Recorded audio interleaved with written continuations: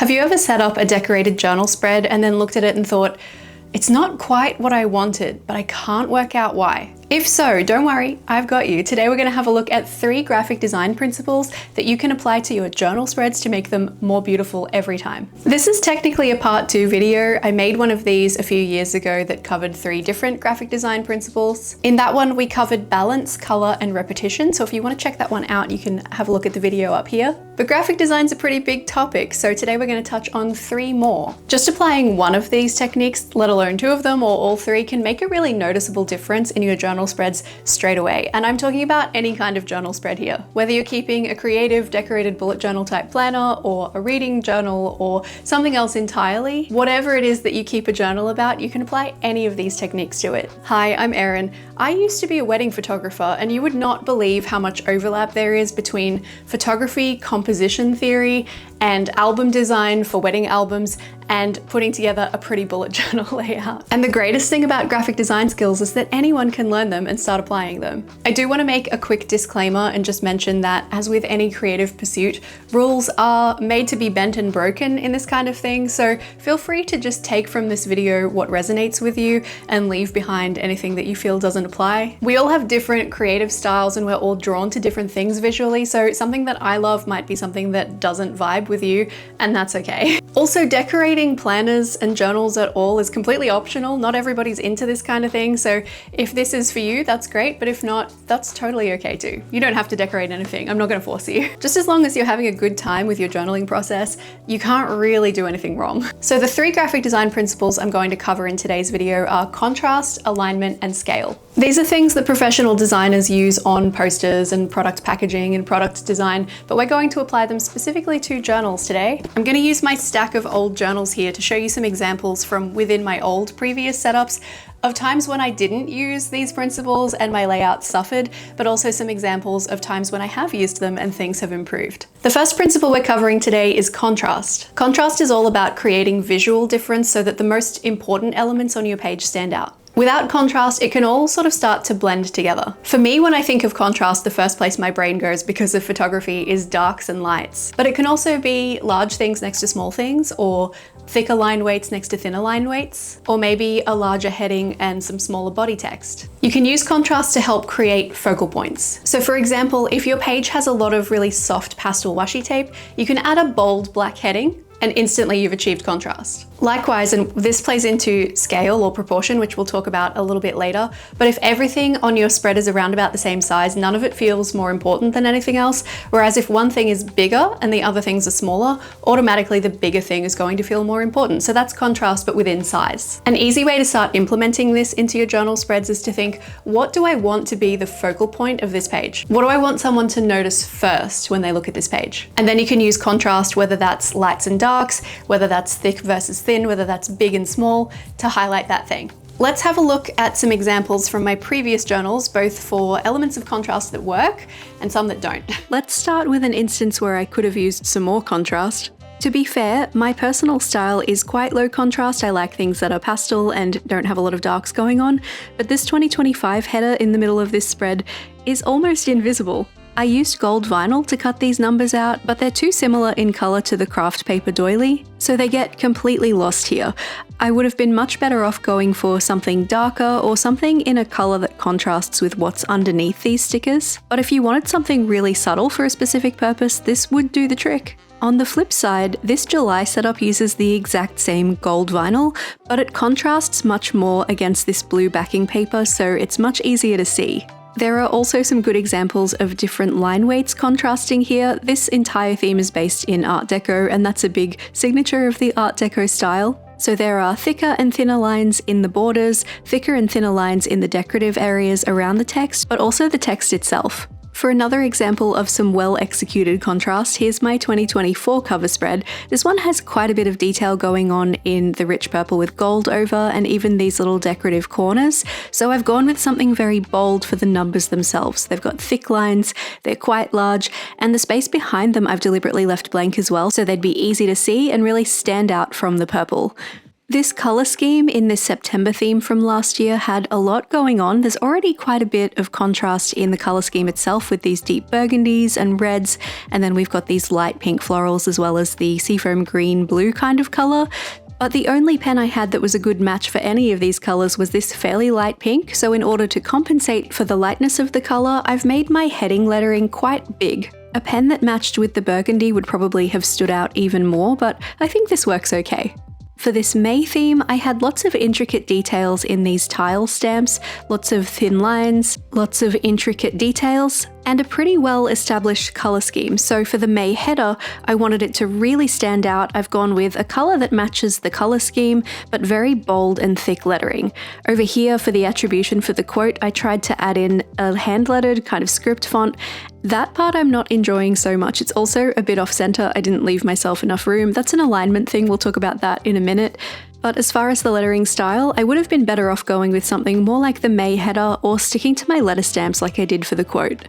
And for this content planner spread, I've got lots of pastel, not a lot of contrast going on in the decorative elements, but I chose a bold black line for my lettering to make sure it would really stand out on the page. And I've also set it a little bit away from the other elements so it really stands out. Now that you've absorbed contrast into your mind palace, let's move on to alignment. Alignment's the kind of design principle that when it's there, you don't always notice it, but when it's missing, you can tell something feels off. And alignment is a pretty simple principle, actually. So when you use alignment on a journal page, it actually just means that the elements on your page are in line in an intentional way. So maybe the edge of your heading lines up with the beginning of where you'll put your text. Or if you have columns on a weekly, maybe they all start and end at the same point. Or maybe you have a left and a right page that are for different purposes, but the elements at the top of the left page and the top of the right page are in line, so even though they serve different purposes, they still look like one cohesive unit. When things are correctly aligned, even if the page is heavily decorated or full of information, things still feel organized and structured. On the flip side, if things are even just a little bit misaligned,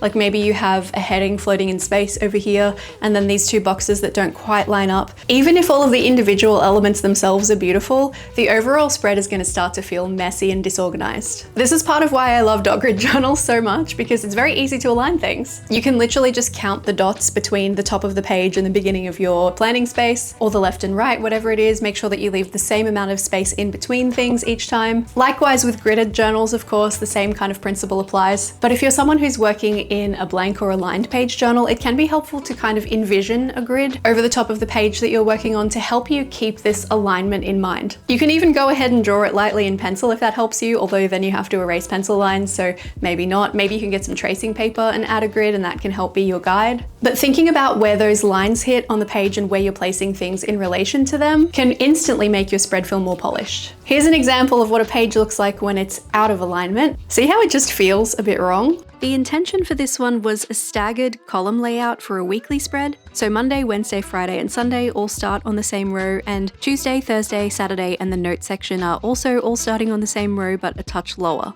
But I messed up, and it's hard to see here because the blue pen I've used for my second line highlight is so pale, but if you look really closely, the blue lines are in alignment on the left page, so every second line highlight lines up, but on the right side, they're staggered. I placed my Friday and Sunday sections one dot grid space too high, and now it all feels wrong. I also haven't used contrast to its greatest effect here. The darkest things I have are really the headers for each of these sections. I probably could have gotten better results if I'd put some things in a box. Here's a weekly spread that is very well aligned and is all the better for it. So you see how Tuesday here is in line with Friday and Saturday, Monday up the top is in line with Thursday, and down here Wednesday and Sunday are also in alignment with each other. This just makes everything feel so organized and neat and correct. There's also an even amount of negative space at the top and bottom and left and right sides of the spread, and that's helping everything feel aligned as well. Here's another column weekly spread that is much better aligned than previously, even though I have them in completely different spots on the left and right pages. That's because there's the same amount of space between each column, and each column is also the same height regardless of which page it's on, and we've mirrored the decoration in the negative space left over too, so things still feel pretty balanced. A spread doesn't actually need to be symmetrical in order to feel aligned. Here's another asymmetrical weekly, but this one could have done with a little bit of alignment fine-tuning. So see how Tuesday over here does not line up with Saturday or Sunday? If I just moved those headings that little bit higher, this would look much more comfortable, much more organized. much more in alignment. We need to move this Friday up in line 2 with Monday and Wednesday, and then just pop Thursday a little bit higher, have a bit more space for decoration down the bottom, everything would sort itself out. These two spreads actually serve different purposes, so I have goals, favorites, and musings on the left, and a 1 line a day gratitude log on the right, but even though they serve different purposes, the fact that they are aligned at the top of the page there means that this spread looks coherent, it looks cohesive. These vertical boxes on the side of all of the functional spaces are also mirrored over here in the heading, so that helps these feel like they're doing the same thing too.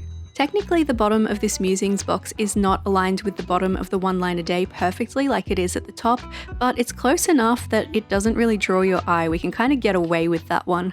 The third technique we're covering today, and we touched on it just a little bit earlier on, is scale or proportion. And this is about varying the size of the things on your page. If everything on your spread is the same size, maybe your planning space and the size of your stickers, things can start to feel kind of flat. But when you start to introduce scale and play with different sizes of things, that's when things become more interesting. For example, instead of lots of tiny stickers, you might choose to go with one big bold sticker, or a big piece of text that's surrounded by lots of smaller decorative elements. Similar to contrast, scale really helps to create emphasis. So when something is bigger than everything around it, it's automatically going to be the place that your eye goes to first. This is such a good trick if you are more of a minimalist decorator. There's a creator I love to follow. Her name is Harmony. She does the most beautiful lettering, and she does decorate, but really, really minimally, and she's like the queen of scale. She's a great example of when a page can be more striking by having less elements on it rather than more. And I definitely personally fall more towards the maximal end of the decorating spectrum, but both ends can be powerful. For those of us who are living in this creative planner, bullet journal, decorative kind of space, sometimes the biggest element on your page is automatically going to be the functional thing, like a calendar on a calendar spread. And in those instances, you're kind of forced to scale down your decoration in order to accommodate whatever that planning thing is. So sometimes by nature of the kind of journaling that we're doing, depending on the size of the notebook that you're working in, you can be forced towards smaller elements. It is still possible to incorporate some larger stickers and that kind of thing, and I'll show you some of those in a second, but on the whole, it's easier to come at it with smaller stickers, but then sometimes it can be easy to go too far. If you're also someone who struggles with knowing when to stop decorating a spread, scale can be a really important thing to keep in mind, and it also ties in a little bit with visual weight, which was one of the elements that we covered in my previous video, so you can check that one out if you'd like to find out what that's all about. But very clearly determining the scale and the visual weight of a sticker or an element that you're using can help you decide how much you can expand on it, or if you should just stop and let it breathe. So let's take a look at some examples of scale in my previous notebooks. At first glance, what stands out to you most about this spread? Is it this chunk of collage right here? Because that's definitely what draws my eye because it's the biggest thing on the spread. Also, a wombat wearing a Christmas hat is just too cute not to be looked at. But it really is having a moment there, this big piece of collage on the right side that isn't really mirrored on the opposite side. We have these little decorative corners, we've got quite a bit of negative space on the left side and a quote, of course. And maybe that's where your eye goes once it's finished with the right side, but definitely the first place you look is right here. The size of this collage has emphasized its importance. And that's what I wanted, so mission accomplished. This weekly spread's an interesting one because the decoration on it is quite bold. The top of the left page and the bottom of the right page have a similar amount of decoration going on, but everything else is very minimal. Because there was already so much happening in those decorative areas, keeping the actual planning space very bare bones and calm and clean means that the decoration has a chance to really shine, and no matter how much planning I did in all of these planning spaces, I was never going to end up with an overwhelming page. However, these could be aligned a little bit better. See how these lines are not perfectly matching up? If I just fixed that, this would be a perfect weekly for me. Unlike this weekly, this is an example of when everything is around about the same size, it all starts to get lost, it all starts to just look a bit like a mess. All of these stickers are about the same size, some of them are brighter than others, but they really don't work together at all. This was clearly a lesson I needed to learn a few times because I proceeded to do the same thing on the next 2 weeklies after this one. None of them were any improvement on the theme.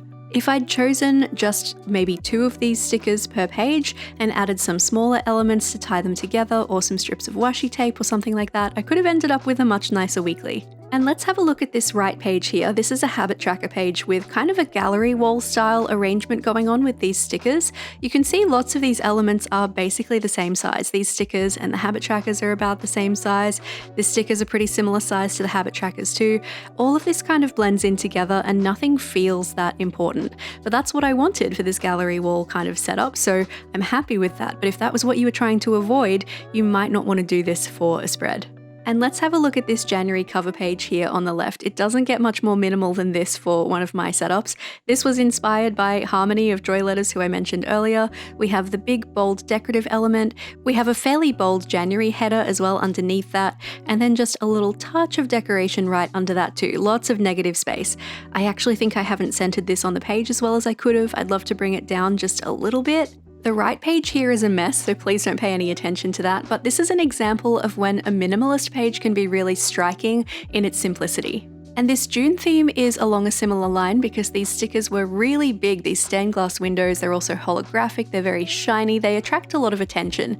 And this was in an A5 journal, so I didn't have a lot of room to play with, so I paired it up with this script washi tape. It's kind of just acting as a texture, it doesn't really draw your eye enough to make you want to read the tape, even though there's quite a lot of it. And I've added another washi tape as an accent too, but I've used it quite sparingly, so these holographic stickers could really shine. Also check out that alignment, the window on the right side and the June header on the left side. The washi tapes are also aligned. There's lots of things coming into play here to make this all work together.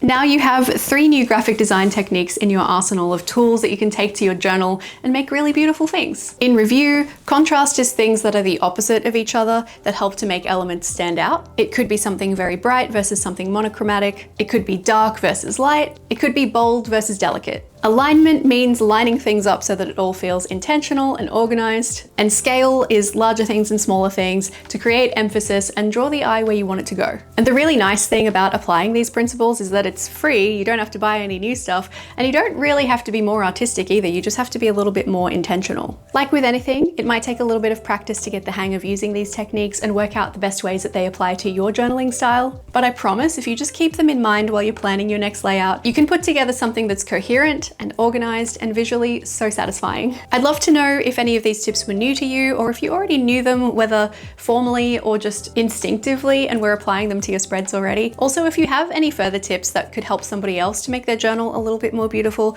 leave them in the comments down below. It would be really cool if we could turn the comment section into a resource for anyone who's looking for further ways to expand their journaling repertoire. And if you want to learn a few more techniques, maybe if you haven't seen my previous video on this topic, here's a link to it so you can keep leveling up your spreads. And right under that is a playlist of my videos that are designed to help you achieve a more beautiful journal spread every time.